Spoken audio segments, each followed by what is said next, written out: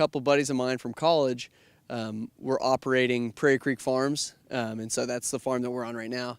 And they've been doing chickens and cows and pigs. I'm not going to act like I know what they do, but they were operating that for about a year, and they approached me and asked if I'd ever be interested in opening a brewery, because I've been homebrewing for years, and I always made them try my beer.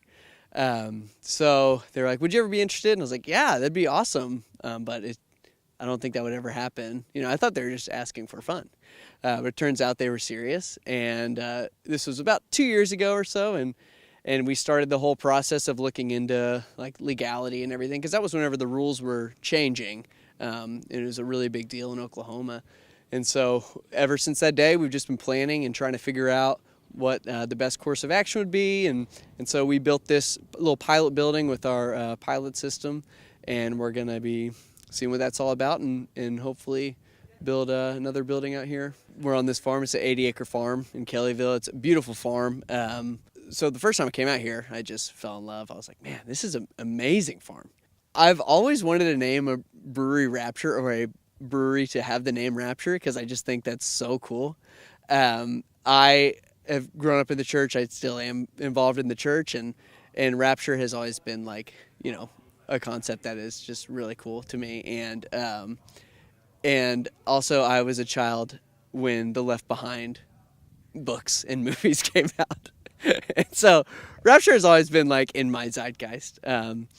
But I just love the name, and our theme. If you find us on Facebook or Instagram, you'll see like kind of the theme we're shooting for with Rapture, and it's a 20s 20s style of all our art is hand drawn by one of our friends. He's super talented, and he absolutely knocks it out of the park. So we like to think, because Rapture has been a belief for many, many years. And so we're like, 1920s, if people were like, praying for the rapture to come, just that interesting concept. Being on a farm, we want to particularly focus on farmhouse beers and like hoppy pale ales, just things that are really light and easy to drink, because all of my partners, they work on this farm, and I'm just here to sustain them. I want to give them beverages to drink and to help them on the very hot days. No, but yeah, that's the styles we're looking for, is mainly farmhouse beers. Like Saison is my favorite style of beer. So I love how versatile that style is, and just doing many different beers like that, really, really experimenting with stuff. I mean, that's kind of the draw of being on a farm, like things the smells are just so different, and like all your senses are, kind of going haywire. And so my goal with brewing is to just brew a beer that we could just sit out on the farm and just drink and have a good time responsibly. But yeah, so that actually absolutely helps add to, the draw of what we're trying to achieve. Partners have been doing farm tours for a little while.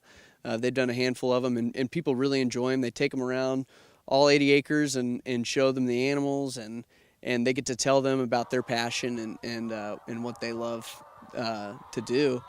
And so what I want to help add to that is, take them to our little pilot brewery and tell them what I love to do, and have some beers for them to try.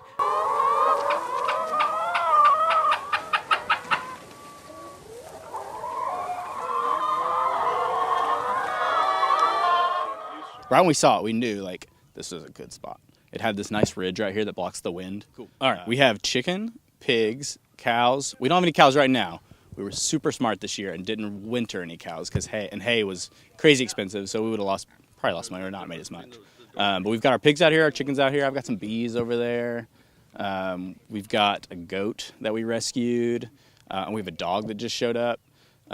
So there's always animals being added to this place. We're about to lease some property behind us, and they've got a horse on it, so now we'll have a horse probably. And then like sometimes the neighbors' donkeys escape and come in here and hang out with us.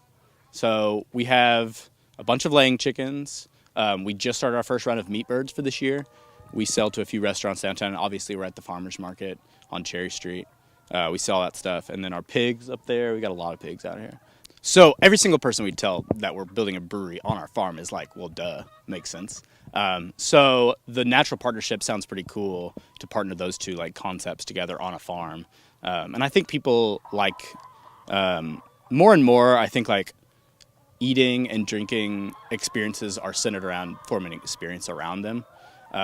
So I think we provide like a unique experience. We home deliver all our products from the farm. Eventually our goal is to grow hops. The way we raise animals, we rotate our chickens every single day on a new grass. We feed them non-GMO feed. They don't get any antibiotics, they don't get any shots, they don't get any growth hormones, nothing.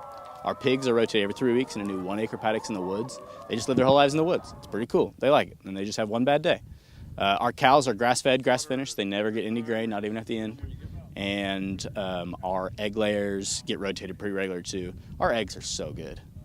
Like now that I eat our eggs and I try to go back to other eggs, they just taste plastic. And our eggs are so good. We sell them at the farmer's market. We'll home deliver. They're so good. They're so worth it. Porch, come here, bud. Porch, He said no. Porch, come here, bud. He's a fainting goat. He's a fainting goat, so his leg got a little stiff there.